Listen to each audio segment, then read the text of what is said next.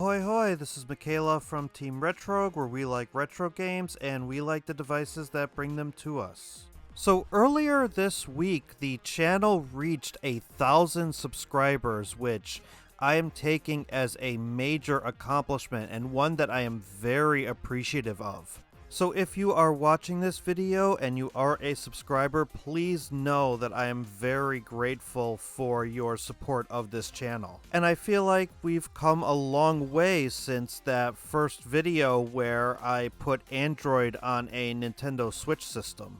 And there have been plenty of games since then and plenty of devices to play them on. So I'm going to take some time in this video and talk about the devices that are my daily drivers, those that I use all of the time. And it probably won't be much of a surprise as to which ones I prefer, but I'm going to tell you why I use them over other retro devices in my collection, with a couple of honorable mentions for devices that have potential to become daily drivers, but I need to put some more work in or some flaws need to be worked out.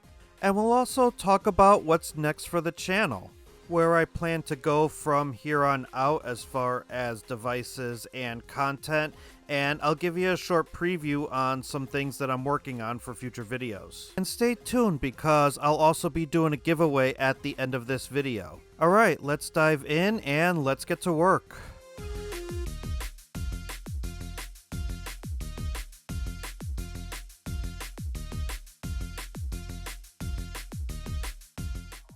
So my first device is actually a little bit surprising because I already own a Nintendo 2DS and I already did a jailbreak video on it. However, I got a decent deal on this transparent red 2DS, which is actually pretty rare. These are actually starting to go up in price a little bit.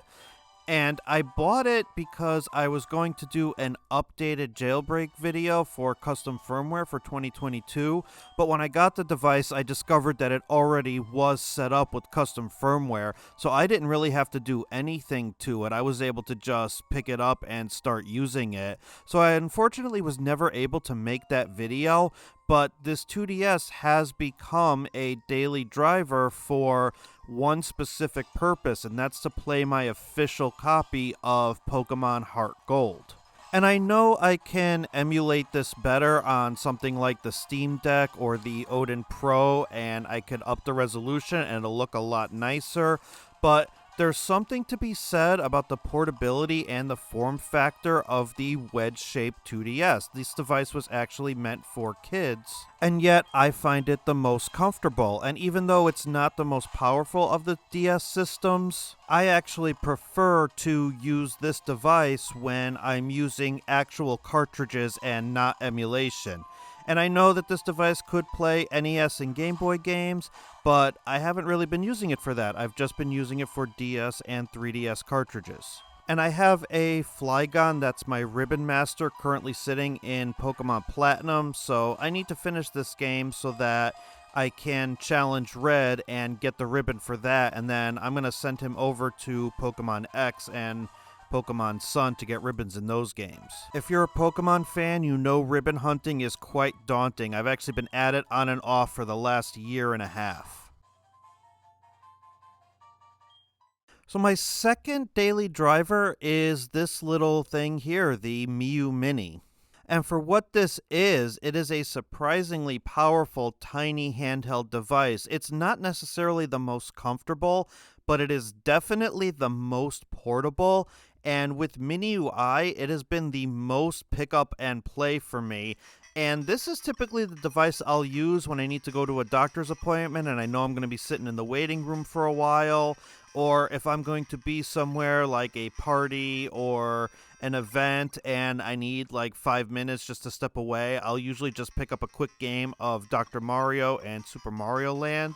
And the nice part about Mini UI is that whenever I need to stop playing, I could just hit the power button and it will save my state and go into sleep mode. So this has made this device very versatile to me. It's also got the best Game Boy filters out of all of the devices that I currently own.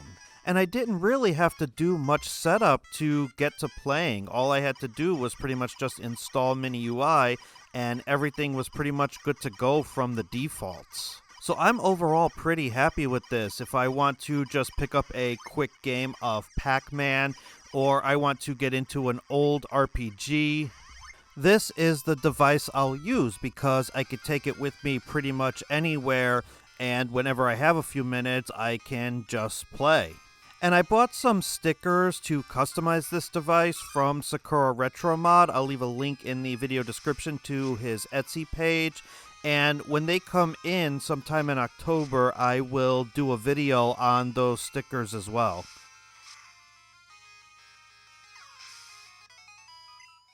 The device, I can honestly say, though, that I use every single day for at least an hour is the Valve Steam Deck. Now, I got a Valve Steam Deck back in May. I was able to find a pretty good deal on Mercari from somebody who really was not trying to scalp. He was just a regular dude with buyer's remorse that more or less just wanted to get his money back. And so in that way, we were able to help each other out. I was willing to give him his money back, and he was willing to send me a Steam Deck.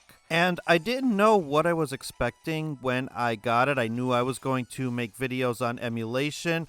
I did not expect this to all but replace my Nintendo Switch as far as being able to game on the go. And while the battery life isn't necessarily on par with the Nintendo Switch, I do get good battery life when playing small indie games like Celeste, or when emulating the original SNES Chrono Trigger, because I'm currently doing a run-through of one of my favorite RPGs of all time. And I started my playthrough with the Steam version, but when I first got the Steam Deck, there were a lot of issues with crashing and not being able to progress, which I believe have since been fixed, but nonetheless, I'm really enjoying playing the original, and I get good battery life when emulating older systems as well. But my friend Fred recently got me back into Final Fantasy XIV Online, and I have been really enjoying this game on the Steam Deck. And this is a game that I normally would not be able to play because I would have to be tethered to my PC, but now I don't have to be. And I actually got the settings tweaked to the point where I can get a good 3.5, 4 hours just messing around in this game. And my friend tells me all the time that I'm not playing this game the way I'm supposed to because I'm focusing on the crafting professions and not the story. But usually by the time I get to play, it's late at night and I really just want to mess around in the world a little bit. So he says that, but I'm going to be the best blacksmith and carpenter this server has ever seen. Alright, let's take a minute and talk about the devices that I'm not using every day, but I want to spend some more time on because they have a lot of potential and I can absolutely, with a little bit of tweaking, make them daily drivers. And we're going to start with this one here, the Anbernic RG351V. Now, this device is one of my favorites out of all of the ones in my collection just because of the Game Boy form factor and the flexibility with the amount of games it can play. This is actually the device that I use that has the most standalone ports. But it's kind of taken a back seat to the Miyoo Mini these days. However, I do want to do some things to this device. I want to tweak it. I want to put as many Ninja Turtles games on it. I'll probably switch the operating system to either Gelos or Amber Elec because I've been running ArcOS and I'm probably even running an older version of that just because of how this device has kind of been put on the back burner. And I bought some stickers for this device on Sakura Retro Mod as well, so I think when they come in, I'm going to spend more time on this device, get it tweaked the way I want to, and then start using it more. Now, the second honorable mention on my list is the AYN Odin Pro, and I actually really do like this device. I just need to spend more time with it and find out some of the quirks that are happening. For example, this would be a great device to play Paper Mario Thousand Year Door on. However, I only get past the title screen and then it just crashes right back into Dolphin MMJR. Now, this device has kind of not really been used all that much, so I may need to update things. I know there's an operating system update that I need to do, and I haven't really set up a front end or anything on this device yet, so I need to do some work, and there is more content that I plan on doing with the AYN Odin, mostly because not only do I see its potential as an emulation device, but also as a game streaming device. This is something really meta here. I am using Steam Link to stream a portable device to another portable device. I am streaming my Steam Deck to my Odin, and it's kind of funny because it looks like I just went from a Switch to a Switch Lite. And I know it seems like it would really be stupid to stream a portable system to another portable system, but if I'm sitting on the couch and I find that the Steam Deck battery is running low, I don't have to stop my game. I could just go plug it back into the charger and then boot up Steam Link on the Odin and just continue right where I left off. And I find that a very appealing thought. And I think that's where the real potential of the Odin lies, not so much in its ability to emulate or play Android games, but the fact that it runs the Android operating system means that we could download all of these streaming apps like xCloud and PlayStation Remote Play and Steam Link, and they'll work just like they work on your cell phone. And all the buttons work, and it's a really decent streaming device. So that might be the primary use of the Odin for me, is actually to have it be my streaming device. And I'll probably get better battery life doing that, and I can do carpentry and blacksmithing for a lot longer than if I use the Steam Deck itself. Look at all that wood I'm sawing. I'm doing so much crafting right now.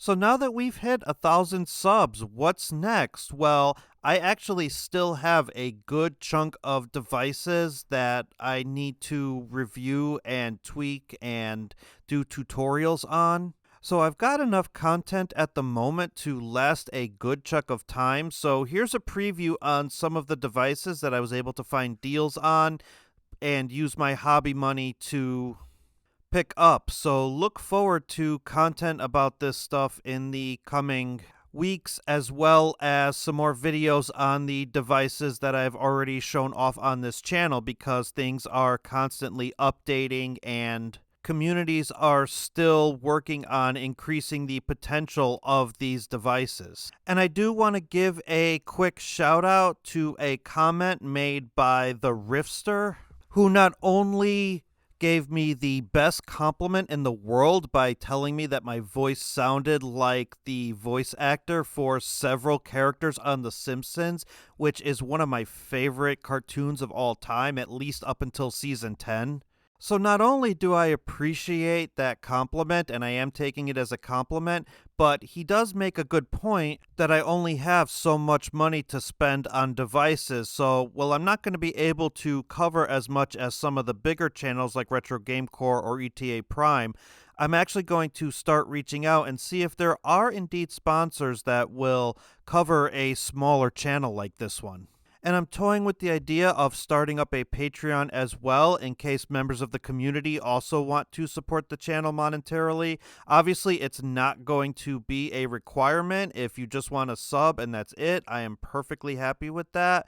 But if you think it's a good idea for me to throw out a Patreon page, let me know in the comments below. You've probably also noticed the new logo and the music. The logo was done by somebody that I hired on Fiverr. I'll include a link in the video description. And the music is by Nile the Nightmare, aka Dalton. He does a podcast called the Steam Machine Podcast, which I recently started supporting because it's actually a really good podcast, and I highly recommend you go check them out. I'll leave a link to his Bandcamp, and I'll also leave a link to the podcast in the video description. All right, thank you so much for listening to me pontificate about my favorite devices. So now that you've sat through all that, let's get to the giveaway. And the device that I'm giving away is the Powkitty RGB20S. I did a video on this a few weeks ago, and it has a lot of the same potential as the RG351V and has this cute little tiger sticker that I put on it. But I really don't expect to use this device as much as I thought I would, so instead of having it sit in a box, I'd rather give it away to the community so someone else can either use it or give it to their kid or just enjoy using it. And I'll send it to you exactly how it is. It has ArcOS on it right now, and I may have the original box kicking around somewhere. So if I do still have it, I'll send the box too, and I'll keep the SD cards in it. They're SanDisk. So if this sounds like something you want, I'll leave the details to the giveaway in the video description. Now, unfortunately, you are only eligible if you live in the United States. Right now, I don't have the funds to ship internationally. I hope you understand. And I'll leave the giveaway up for about 2 weeks or so. Alright, that'll do it for this video. Thank you so much for watching, and again, thank you so much for your support and your subscription to this channel. Honestly, we wouldn't have been able to get this far without the support of the community, and I hope that we just keep growing from here. And I look forward to producing more content for you in the future. If you have any questions, please feel free to leave them in the comments below, and feel free to continue the conversation in the Budget Aquaman Discord. Link is in the video description. Again, thank you so much for watching, and if this video was helpful to you in any way, please be sure to like and subscribe. Until next time, bye for now, and don't stop believing.